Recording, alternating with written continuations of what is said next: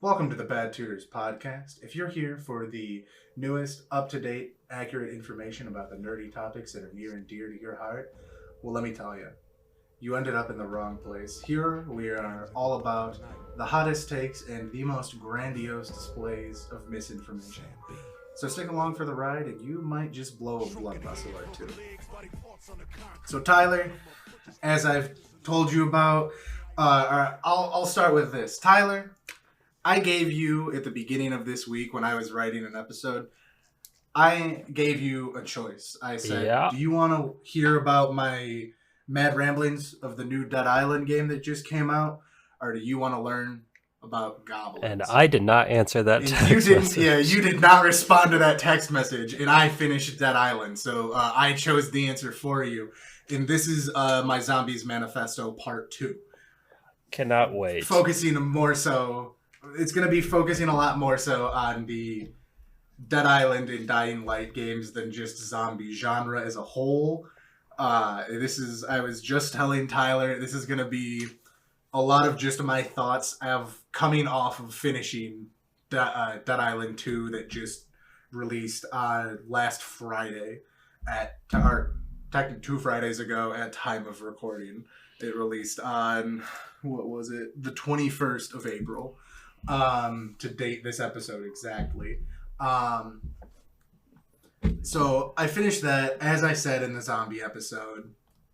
The first Dead Island game and Dead Island Riptide, for better or worse, are two of my all-time favorite games. Mostly the first one, and to be honest, mostly for nostalgic value. I stand by them. I will defend them. I do think they're good games, but they're certainly not the best games. I will never say that, but to me personally, they hold a very high place of esteem in my heart. And having Dead Island 2 now come out after 10 years since Dead Island Riptide, which is technically the second Dead Island game, and it's a continuation of the first game. It picks up the story where the first one left off in one of the most interesting choices I've ever seen in a video game. All of these games have leveling systems to some extent, normal numeric leveling systems. And Dead Island Riptide just picks up with you being like either level 10 or level 15. It was very jarring and I didn't know why. And like you were still at the beginning of your skill tree, you just had your first ability unlocked, so it was like, why did you make me level 10 for no fucking reason? Like, strange decision, but not the point. I've loved these games for a very long time, and I was very, very excited for Dead Island 2, though I was very skeptical because the other two games, even though I liked them, I knew I was going to like this one probably, but there was always a chance that it was really going to be a botched game. I mean, we're kind of living in the age of every third game comes out and it's just shit, trash so for bad. a while, if it gets fixed at all. So I was tempering my expectations, but I was still hopeful, of course. It's a game that I wanted to be good. And I am very happy to report that I very thoroughly enjoyed my time. I thought it was a great game. It's not going to go down as one of the greatest games of all time, nothing like that. It honestly might not even make some of my favorite games, but it was very good. It was very accurate, very true to the old games. I'm very happy with it. This one takes place. There's probably going to be some mild spoilers as I go through things in this game, but I'm going to try to avoid major story beats as much as I can.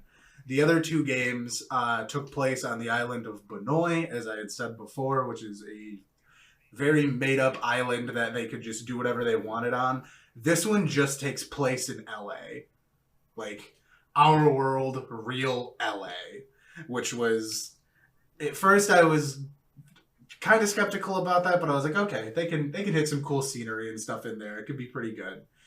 And the thing that I feel like they did best with this, because there are certain of the environments that you go through are like, you're on Hollywood Boulevard, or like on the beach with like a bunch of, I can't remember, you're on Venice Beach, And one of them is a film studio that you're going through, and like all of the different like sound stages for different movies, that fictional movies that they have, are great. Like they really did very well with the environments, but being that kind of a theme, and like one of the side characters is like an old rock legend basically, and the soundtrack for this game killed it. Like how they accented certain story beats with like just really strong fucking bops. Like I think that a couple of them were like real songs, but most of them were made for the game. Just like how it highlighted certain points of action, fantastic. They did such a good job in like making you feel like you were in a movie in the zombie game based in LA. They did a great job of it. Like it reminded me of what in my opinion is one of my most memorable video game moments of Far Cry 3, when you burn down the weed production fields. Right, yeah. I think that's what it was. And you have the flamethrower, and it's Burn Them by Skrillex and Damian Marley. Yeah. One of the best sequences in a video game, in my opinion. And I'll die on that hill. It's not the best, but like it's up there. Fantastic sequence.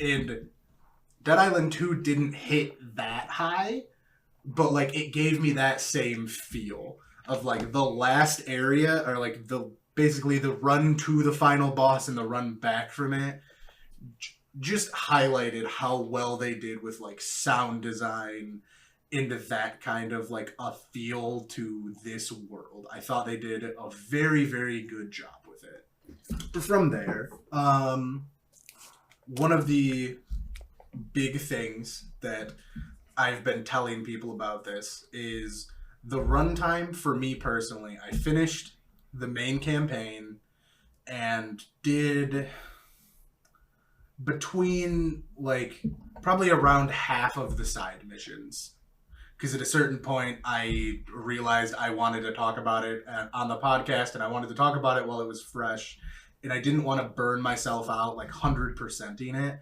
or like doing a lot of side quests and then like kind of like lose where my headspace was. So I kind of just wanted to finish the main story after looking up to make sure it didn't lock me out of the rest of the side content. So I have probably half of it done, and I'm at just over 20 hours, right around 20 hours. And something that I've been saying as I talk about this game is I thought that was perfect. I had no issue with paying $60 for a game that lasted me a real fun weekend plus 1 day of game time. Or like I finished it. I played most of the weekend and then played on Wednesday to finish the main story. And that felt perfect. I'm getting very tired of like 120 hour, 100 plus hour story games where it's like, okay, so this is what I'm doing now. In those kind of games, like I haven't personally played it, but you take like a Red Dead 2. That game's like, I think it's like minimum 80 plus hours, right, like yeah, for an average first playthrough. And that's great if you have the time to sink into it. But if you get bored 40, 45 hours in, or even go up to like 50, 60 hours in, you're like getting close to being done with the game, but like something comes up, you can't play for a week and a half, whatever happens, life happens, and then you come back to that, like even as short as like a week later, you can feel so lost and just be like, fuck, what do I do? What was I doing? I need to remember all of these things. And for me personally, I either get this feeling of like, well, maybe I should just restart, but then you look at your playtime and you go, I'm 50 hours in, I'm not gonna restart. It's not worth it. It's not worth doing all of this again. Like I've enjoyed my time so far thoroughly. Like there was nothing I didn't like, or like maybe a couple things, but I'm not gonna do it again before finishing it once. But you're also so lost that you don't know where you were anymore, that for me, I just end up dropping the game most of the time. It's like, well, I got my 40 hours out of it. Okay, cool, I guess. And like that's it. That's kind of where I leave it. And that feels really shitty a lot of the time. And like it was just really nice to have that experience of like, okay, cool, I did the story. If I want to go back and I want to do the side content and like I really want to knock out the rest of the side quests because I do enjoy the world and I do enjoy playing the game, I can do that. But also I finished the game. I did it. I did the thing that I wanted to do. And that it just feels so nice when it feels like every game is 60 plus hours long and at a certain point maybe it feels like a slog, maybe it doesn't. I have probably 600-700 hours in Elden Ring. I clearly didn't get bored of that one, but Right, like, yeah. sometimes you do, and it just really sucks to be like, well, I guess I'm just kind of dropping this game now. So I think they did a good service in showing that you can make a quality game in not have it be a quality RPG game, I'll say, because like obviously you can make a quality game that isn't hundreds of hours long, but a quality RPG that feels good and is fun to play in a short time. So you really enjoy you enjoy the pace of this game. It's a little bit quicker than other RPG games, obviously. It is certainly, but that's a plus for you. It is, and were I younger, I might have disagreed with that because, like, I'm gonna look up the even the first Dead Island says that that's about the same amount of runtime, which I find interesting because I thought that game was a lot longer. But yeah, I will say the pacing in the story sometimes was either a little bit too fast or a little bit off, maybe. But just overall, yeah, I enjoyed it. I thought they did a good job with it. Like, we weren't lingering in some areas as much as I might have liked to talk to the pacing a bit. Like, there were, I'll say four to six main areas, just because I don't feel like looking up how many there actually were. And there were 24 total main story quests.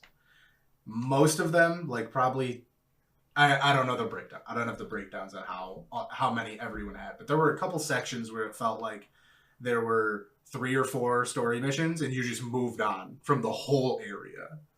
So like Venice Beach specifically, like cool area felt very short. You didn't get to like stay and breathe in that area for an extended period of time unless you were like really going around and doing all of the side quests. And I will say that I think they wanted you to.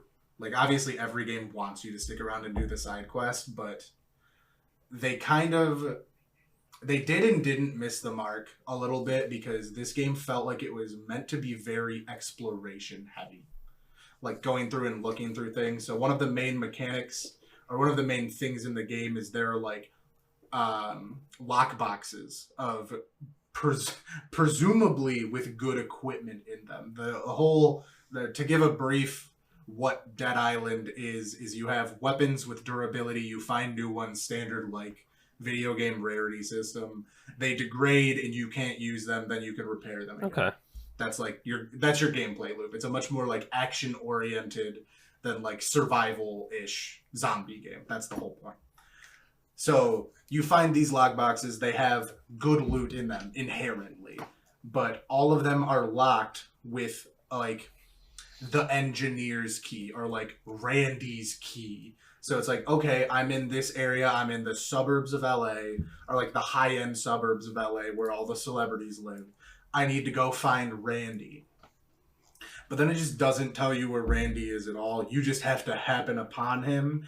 And in my whole playtime, I think I found 2 of the keys to 2 of these boxes. There are dozens of them. Dozens and dozens of them. Multiple, 5 or 6 in like every area you go to.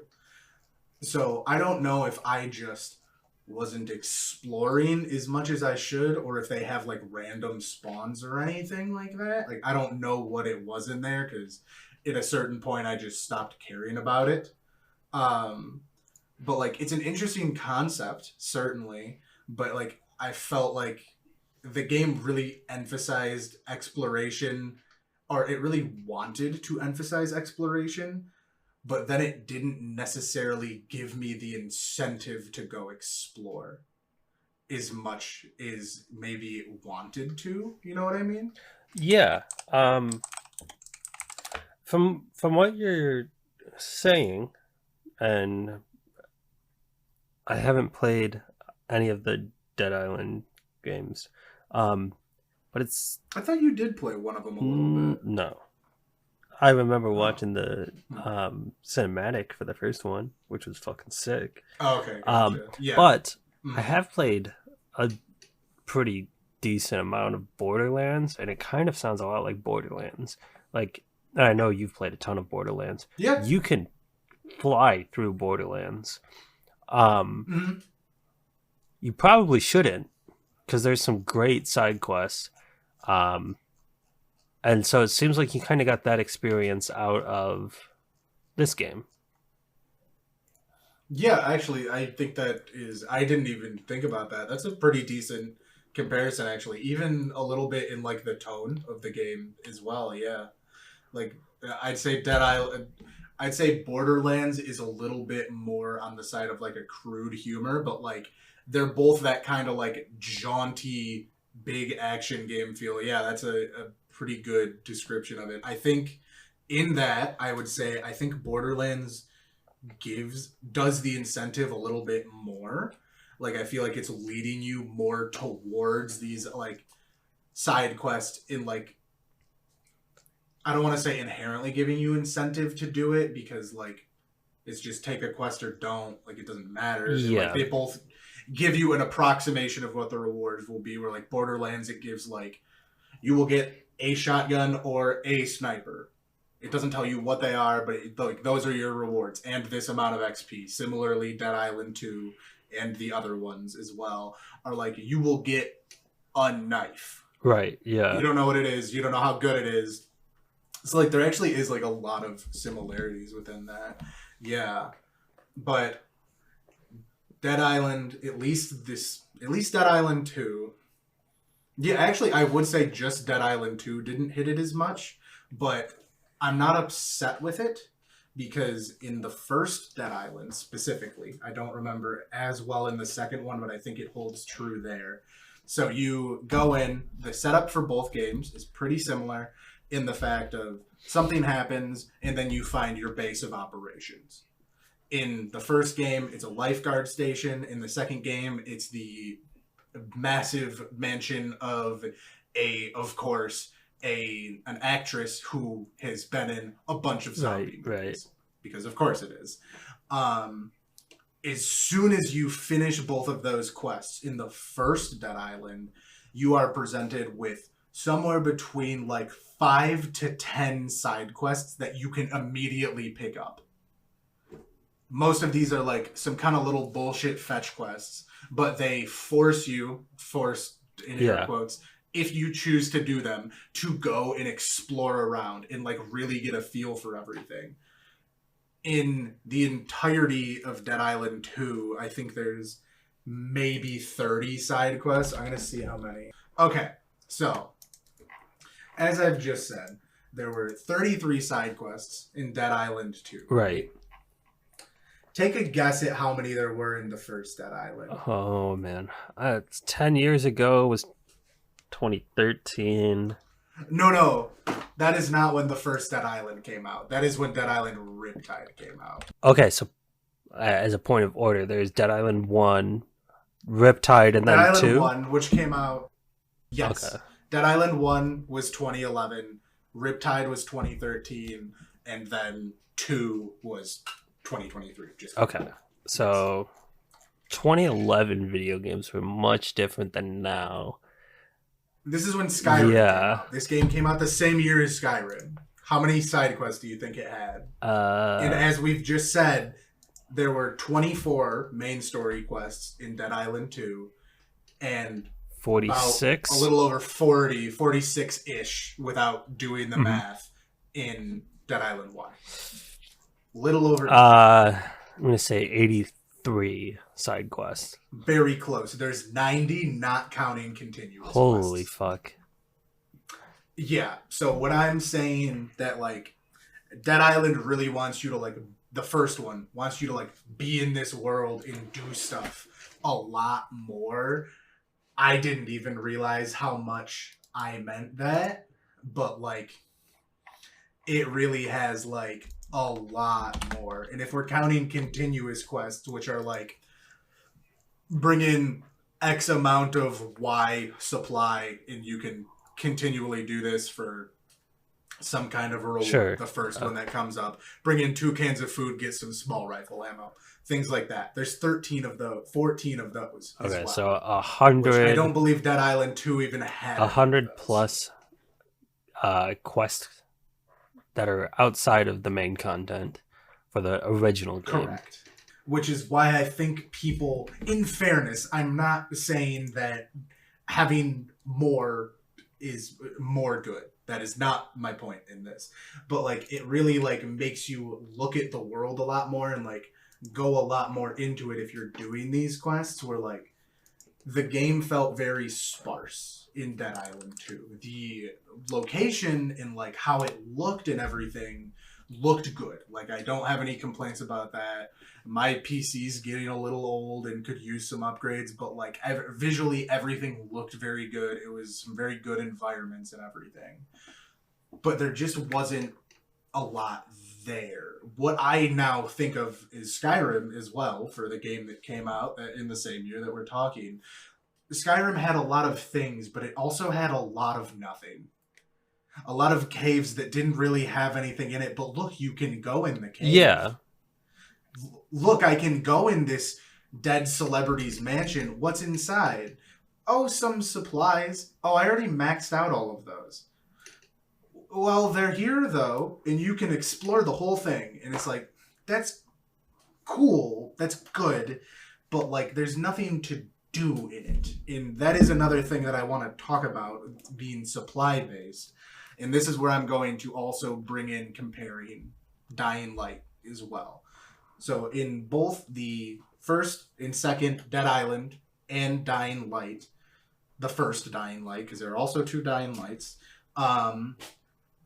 you felt very starved for resources in a lot of them. And now resources in this case means things to mod your weapons, because that is the gameplay for both of them. Your weapons degrade and break, but if they're not common rarity, you can always repair them. So you're putting on, that's where like the gameplay clips of like, look at this big fucking electric hammer or this knife with a bunch of like grill igniters coming out of it that are like spraying fire over everything. That's like the modding system that is within these games.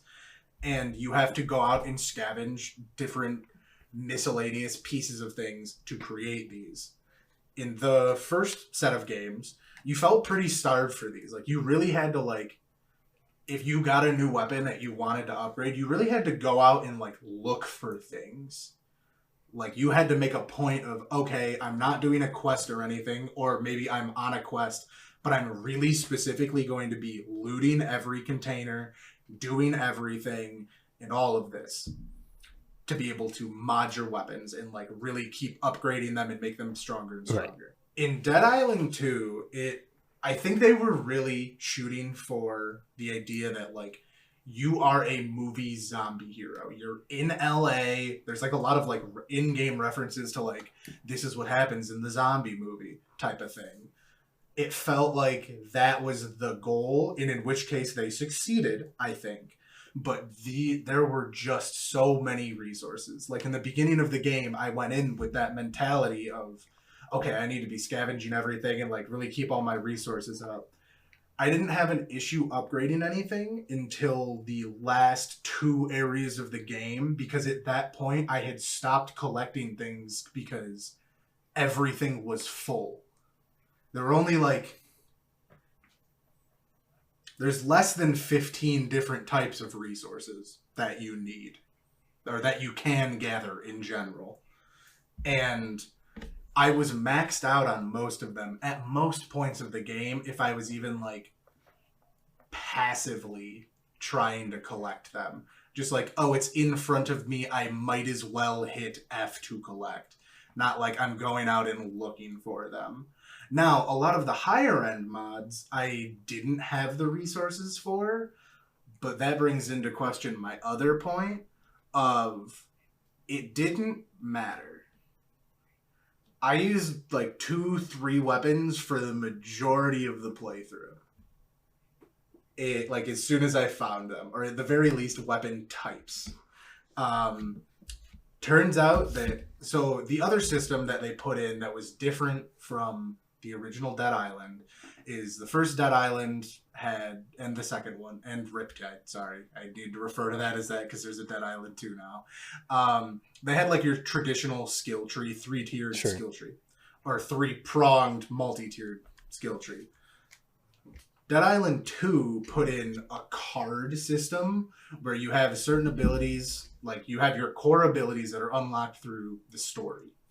And then you have like alternate versions of those. So you have either like a dodge that can be shifted for a block instead, or like a flying kick that you can either double kick things in the face for knockback, or you can single kick things in the face really hard for damage, depending on what you want to do. It gave you a way to customize your build a lot more and like on the fly. The big thing is you could just change them mid-combat whenever. So like on the fly, you could be like really changing things up and how you do things. And I think it was a great system. I really liked it. I pretty much stuck with my one build the whole time, but that's also because I know how I play these games. I want to be big tanky man who don't die. That's my whole MO in all of them. I pick the character with the highest health in Dead Island, Riptide, and Dead Island 2. It's my go-to. So I had abilities that when you block and counter an attack, you regain health. When you mutilate a limb, which is just like breaking one of their arms off, you regain health. I had basically every ability that said you gain more health when you do X thing, as opposed to you get more damage or attack speed or something like that, just to make myself as survivable. And I still died a decent amount. Like, you get swarmed, you get swarmed. There's not much you can do about it in a lot of cases, at least with the character that I played.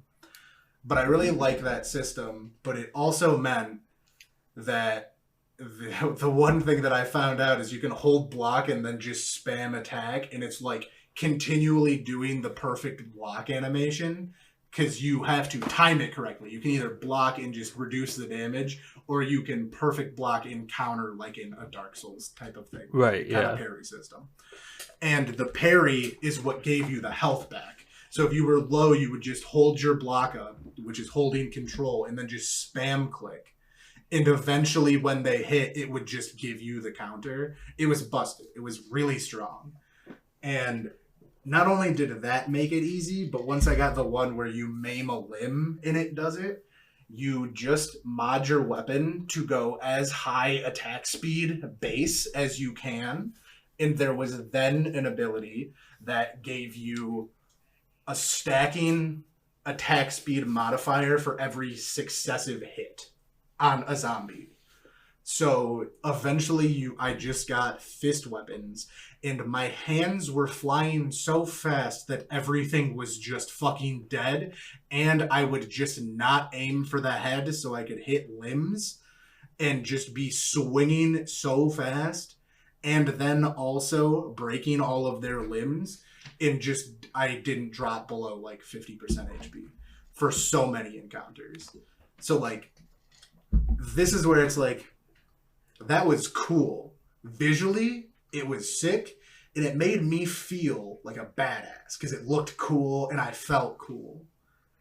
Was I challenged by this game? Not really. Only at a couple points with enemies that I argue are kind of just bullshit. Kind of just bullshit enemies. Now, honestly, I'm not a gamer that loves a lot of challenge. On whole. I know I am a Dark Souls masochist now. But like, big challenge isn't necessarily my thing all of the time. So I kind of like it kind of worked for me. And like, there are a variety of other builds that you can use, like should you want to go for them. Like, I think it did, just like overall, I think it did a very good job with that. but I can see arguments. I guess what I'm getting at is I can see arguments for people not liking this game, even though like critically it has been reviewed pretty well so far. It's done pretty good overall. Yeah, so the experience that you had was just a fun. What was the story good? The story was okay. It wasn't anything incredible. It wasn't anything awful. It was somewhat predictable. I'll say that there wasn't anything that surprised me, but also I don't think that that makes it a bad game or a bad story by any means. But it was I think purposefully, it was kind of a satire of both LA and zombie movies. So like it kind of had a lot of those cliches, but like I think it played them off pretty well. The writing was pretty decent to the fact that like I didn't have issues with anyone. The only person that I had an issue with was one of the main characters' PAs personal assistant. He was an annoying character, but he wasn't bad. He was an annoying Hollywood PA. He did a fucking great job. Like, I was annoyed with him, like, as one would be with, like, your very stereotypical Hollywood PA. Also, the main credit to the story's point is the only character to return from the other Dead Island games. Oh, I just realized why. The only other character to return was Sam B, who I don't remember for sure, but I believe I mentioned. That was the character that I played as for the other two games. So I was very happy to see that, and that immediately made me like the game. I just realized that the reason probably that he's the only one is it's in Hollywood, and he was a rapper. Right, yeah. Like, canonically, like, he was an entertainer, and the other ones... One of them was a baseball pitcher, and the other two were also there.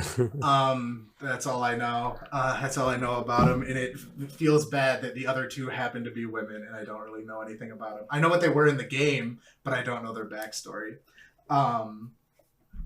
So that makes sense that he's the only one there, I guess, but, like, also if you're going to include one of your old characters, why not at least like have reference to the other ones? Like all of them made it out at the end. It's not like only Sam B made it out of Riptide or anything like that. So that was just an interesting choice, but also I didn't care because it was the character that I wanted to be there. I was fine with it. But yeah, overall I'd say the story was pretty good. Mild spoiler, it kind of leaves on a cliffhanger, which like if you look, the one major downside to this game, it's only on Epic right now. Oh, I almost didn't buy it. That's for tough. That reason. I almost didn't buy it. It's tough.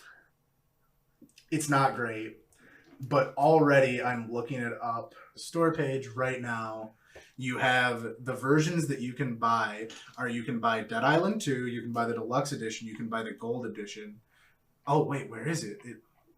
Oh, sorry. You can already buy an expansion pass for it.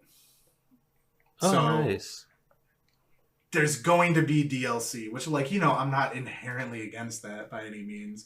But, like, they left it on a cliffhanger for a reason, is what I'm saying. So, like, I hope the game does well enough that they will stick through it. Because otherwise... I'll say the story for... Because I don't want to, like, actually spoil anything. I know you will. But people might, yeah. I know, and I know none of our friends that listen will, but, like, just in case, I don't want to actively spoil anything.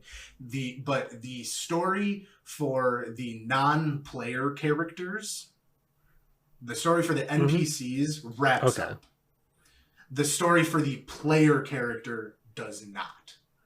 Which kind of makes sense, in a way, of, like, now you have to see what happens to them, but, like, it was a bit of a quick ending. As I said with the pacing, it was just a little fast. Of, like, okay, the event is happening, okay, and now it's the end, and it's like, okay, sure, alright, not bad, but, like, after it ended, I just kind of went, okay. And that was like my reaction to it. Type of deal. Yeah. You know what I mean? So like, I'm not unhappy with it by any means, but like it it's not a story that I'm gonna remember forever. But like overall experience, very So the gameplay loop is satisfying but not challenging. The story is okay. Could get better with DLC. Mm-hmm. What else do you wanna touch on this game? What else do I want to I think you said something about comparing it to Dying Lights. Yeah, I've done it a little with, like, bit the resources already, but and yeah, stuff.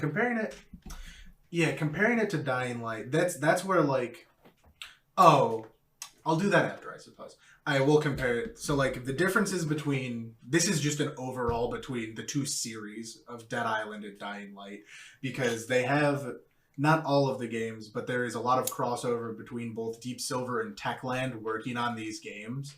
So like they've kind of had a hand in both Right. series. And I had said before Dead Island 2 came out that Dying Light is what Dead Island should have been in gameplay loop, where Dead Island is even in the first one, the first two are a little bit more serious than Dead Island 2, certainly.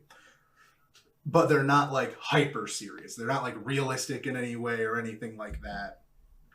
It's still kind of like a bit of a satire on zombie things, to a mild degree.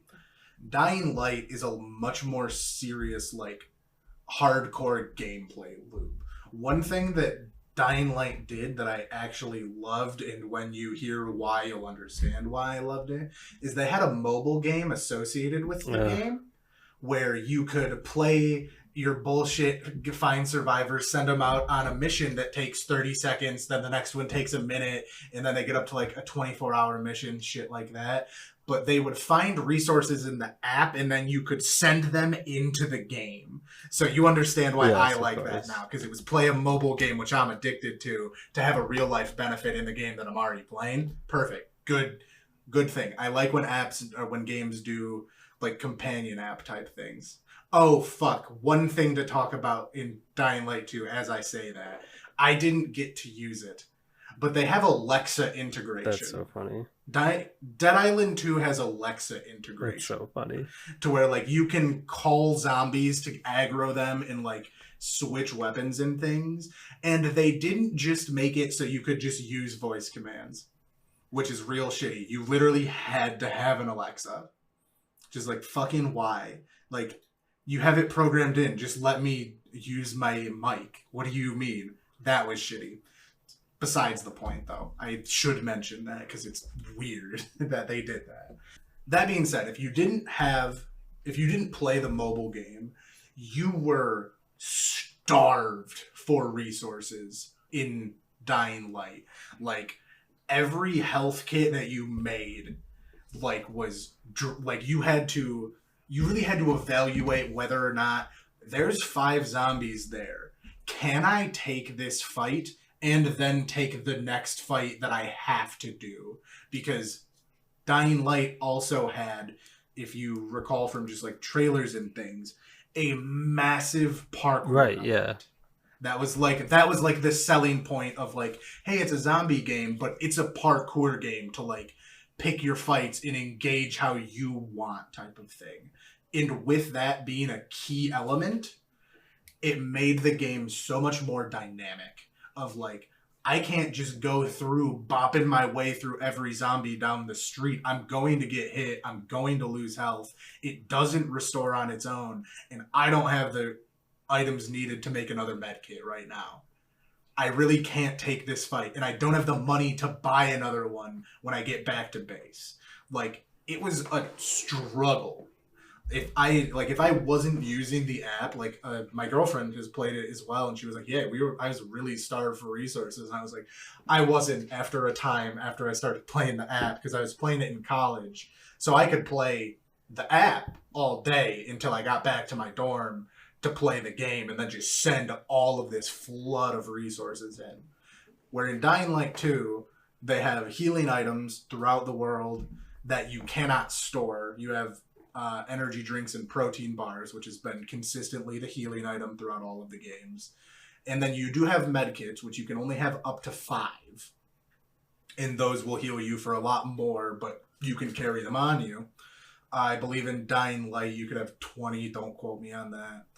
But I'm quoting you on that. And I would say, please do. I would say about 80% of Dying Light 2, of Dead Island 2.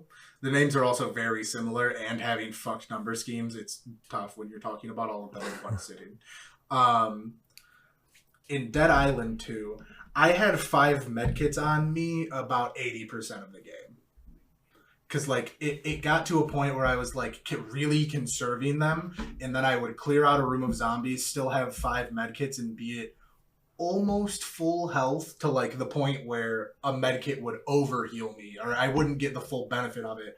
But there were also 3 medkits on the floor from, like, drops or just being in the environment.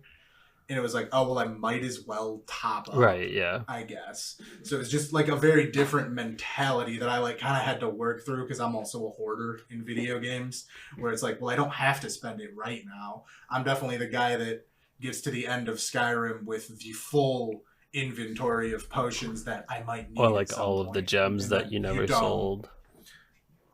Exactly. Yeah, like what if I need it at some point? I'm that gamer. So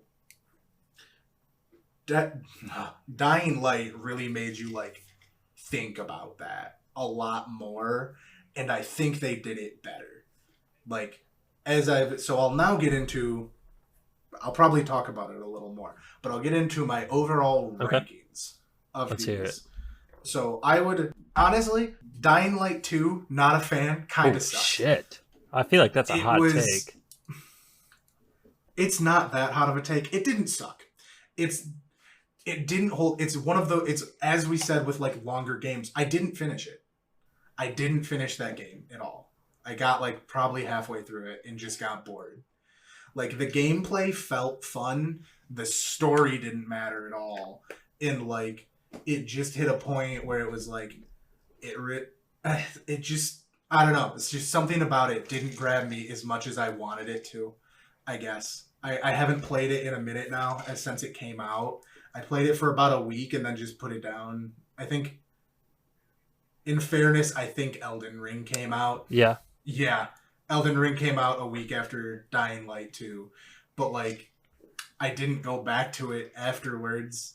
And neither did my girlfriend, who was also, we were both also playing that at the same time. Neither of us have finished it. It just wasn't gripping you that way? Yeah, it just didn't hold that same thing. For one, they didn't have guns for some fucking reason, which isn't required. But like when the last one did, why did you take it away? Yeah, it's kind of a weird choice. I don't get it. Yeah, like that's not my overall criticism of it. Like whatever, I can live without guns. But like it just didn't have that same feeling that the first one did of as well. I think I talked about it in our zombie episode, our first one, so I won't like rehash it too much. But it had the day-night cycle in both games where like things are more dangerous at night. But the Dying Light 2's night didn't matter. Where I didn't go out during the night unless it was required for a story mission in the first game because I was genuinely terrified. In the second game, it didn't matter. I didn't care. I would just go out whenever it was, because what difference does it make? There's nothing to chase you, really, and there's no real threat. I think that was the real thing, is there wasn't a threat in Dying Light 2, but that is the game series where there was meant to be a threat, where I don't think of that as a criticism in Dead Island, because you're kind of supposed to feel like a roided out fucking zombie killer. That's kind of the point of it. So, like, I don't have an issue with that. It's the same as, like, comparing it to Borderlands again. I don't think it's bad when I'm one-shotting every enemy barely looking at them because they have a system in there called badass levels. That is the point of a Borderlands game, is I want to feel fucking busted. If I'm not, I feel wrong. Like, that's incorrect. Where Dying Light 2 was like, we're still realistic, but it's like, yeah, but I can just go around and stomp anything I want. And the puzzles got repetitive. That's my other genuine criticism, but it doesn't tie into my argument. Puzzles got really repetitive. That being said, that's at the bottom of my tier list. Dying Light 2, bottom. Dying Light 2 is the worst one out of these games. And then, since I haven't played them in a long time for the sake of nostalgic value, Dead Island Riptide would be next. And then Dead Island. In reality, they are very close. They're pretty much the same game, right? I don't know if they changed any core. I'd say, Dead Island Riptide is basically a DLC that they sold. Yeah, it's just like more of the same stuff. I'd say that. Yeah, like that sounds like a dig on it. It was still like the same length. Like it's not like, oh, they gave me half of the content of the game. This should have been a DLC, but like, no, it just picks up the story and it just finishes the story. So that's what that was. So they're very close. I don't think they even like really changed a lot of core mechanics, if any, to be honest. I don't think they changed anything about it really. So they're realistically at the same spot, but my nostalgia for Dead Island, obviously, barely gives it an edge. So it's Dying Light 2, Dead Island Riptide, Dead Island 1. And then Dead Island. And then I think it goes to Dead Island 2. I don't say that as a hot take. I don't know if that is or not. I think it is. I really thoroughly enjoyed it. I thought it was a great game. I would recommend it to people that either liked the older games, all 12 of us, play the new one. It's fine. You'll like it still. But even if you just like a zombie game or just like want like a little bit of a fun romp, it's worth it. Like I said, it's not going to take a ton of your time.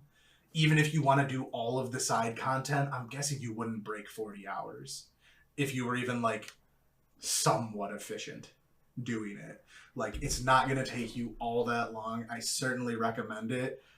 But my top spot goes to Dying Light. I think that is the pinnacle of RPG zombie games. I'd still say that Call of Duty Zombies is the pinnacle of zombie games on whole.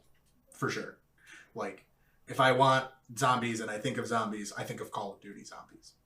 But for an RPG, I think Dying Light is by and away the best. I think the choices that it makes you make and how everything interacts and how the game feels and plays is just fucking stellar. And then the boss fight is one of the most disappointing in any video game. I'll spoil this. It's just a fucking QTE. It's the worst. There are a couple games that have done that, but like, it's really bad. It's not good, and it very much upset me. The rest of the game, however, is really good, and the DLC fixed that as well, where the final boss wasn't a QTE. It was just a brutal slog of just nonstop bad. They didn't do the bosses great, but the rest of the game was very good, is what I'm getting at. That, however, also kind of a theme for zombie games. They kind of don't do bosses very well. I mean, overall, like, I think that it's just there's kind of only so much zombies, you can do. Yeah, it's just like, oh, there's a really big horde. Yeah. There's a really big zombie. What else do you have like, for a boss? Think that, or like a intense fight, you know? Yeah, like they all had, I didn't really touch on it very much. They all had their special zombies, and both games did a good job, or all of the games overall did a good job with their special zombies. Again, specifically Dying Light. Dying Light did the best. But all of them were good. And like, that kind of means that like the bosses in Dead Island 2, I feel like they did a good job with it in this, of like the first boss is the first unique zombie, and he's a lot bigger and stronger than when you're going to find them in the future. But that's how they introduced all of the special zombies, is that was like a story beat of their unique boss fight. And I was like, you know what? That's a pretty good way to do it, actually. Where like in the first Dead Island, it was just like, I guess it was kind of the same, but it wasn't made as impactful. Where like, in the first Dead Island, you go to the lifeguard station and you're clearing it out, and then there's the big steroid zombie, the big smashy boy. and he's just there, and he was just a lifeguard. Where like in this one, in Dead Island 2, the big smashy boy, who is also again the first boss fight. However, a couple hours into the game, where in the first game it was like 15 minutes maybe, he's the bride, and it's this just big roided out zombie in a bride's dress. It's great. It's a great fight, and it has some kick-ass music. There's a song called Silly Goose that is the background track for that fight. It's great. But they go on and introduce all of these special zombies as boss fights, and then you get to the final boss, and it's kind of the same as the last special zombie that you saw, that you only saw like 2 of in the entire game. And those are the enemies that I said were just bad. Because it's just like, okay, well, they have 1,000,000 health, and they just hit like a truck. And it's like, how fun. It's like, do they have a weakness? No. It's like, great. Fun. Good design. Why did you do this? This is such a pain in the ass. But it wasn't awful, and like I think Dead Island 2 did the boss fights the best, and I mean that to say they weren't bad, because like it's tough. It's just tough to do a good boss fight in a zombie game. I think most of the boss fights in Dead Island Riptide were humans, which like, yeah, fair enough. They can be more dynamic. For sure. Like, there's more you can do. It's the same issue as, like, or a similar issue, I'll say. I know we haven't talked about Warhammer a lot, but the Tyranids, who I have mentioned to you, of course, are the big swarm hive mind. There aren't any books written from the perspective of the Tyranids, or there aren't any stories written from them, so you can't really do much with them. They're just only the antagonist, and there's no real development. Because you can't. What would it be? And that's the same kind of issue that zombies suffer from. Of like, okay, well, there's zombies and there's bigger zombies. They're mindless. What do you want? They're not planning against you. You can't do it. That's like literally the very specific reason that the last Gen Con, I bought a book that the guy described to me as, oh yeah, it's zombies and hive minds, but they start gaining intelligence. And I was like, you don't even have to keep talking. Sold. Yeah. Like, please do keep talking. I want to know more. But like, you made them more interesting. I was like, oh, that's just like changing the main zombie dynamic. And he was like, yeah, I was tired of that. Like, it keeps the basis, but then they get a little bit better. And it's like, yeah, that sounds fucking great. I'm excited to read it, and haven't, of course, because video games exist. Readings for dorks. But yeah, that's my manifesto, I think. Unless you have any further questions or anything to add. Just to add on. Dead Island 2, solid game. Recommend. Worth the money. Just to add on to the boss thing. I think in terms of story, a zombie boss will always be boring. But a human boss in a world where zombies exist, and they are still choosing to be evil and against other human actors, is far more interesting and dynamic for what you can do with them. So I would agree with you on that point. Yeah, that is a much more succinct way to put that. When you can have a motivation for a villain, it's just exactly more interesting. All right, so you want to rate Dead Island 2 out of 10? Yeah, I have been thinking about this. I think it's a 7.5. I think it's a very solid game. With nostalgia, it's like an 8. For sure. If I remove that, the objectivity from it, it's about a 7.5. I think it's a good game. I think it's a quality game. When I saw the PC specs, I was a little worried about running it on my PC. I won't lie. It ran really well. I think in my entire runtime, I think I had one crash on launch, which on launch, that's unheard of for a lot of games. Only that's one true, crash. Especially lately, right? Yeah.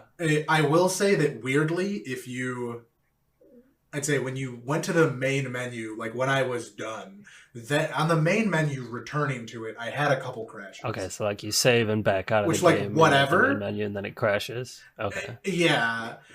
So like it didn't matter because I was exiting so the the game game was just doing that step for you. Yeah, it was just doing the legwork for me. But like, strange that it only crashed on the main menu. And like, I never had a single issue loading into the main menu, but exiting out to the main menu weirdly did crash a couple times. But yeah, overall, I think it was a very solid game. I'm very happy with it, especially with a game that went through, I want to say 6 years of development hell, because if Riptide came out in 2013, I believe 2016 or 2017 is when it was actually like meant to come out, and then it kept getting delayed. And to have gotten delayed for that many years and still come out with a game, it's a good product. Obviously, like I said, I was going to say it was good even if it was shit. I won't lie. Like, I would have had my criticisms for it and like been honest about it. But I know in my heart, even if it wasn't that good, I still personally would. Well, now I have too much nostalgia tied. Now our credibility as fucking video game reviewers is shot. So thanks for that. We'll have to find a different avenue. No, I said I still would have.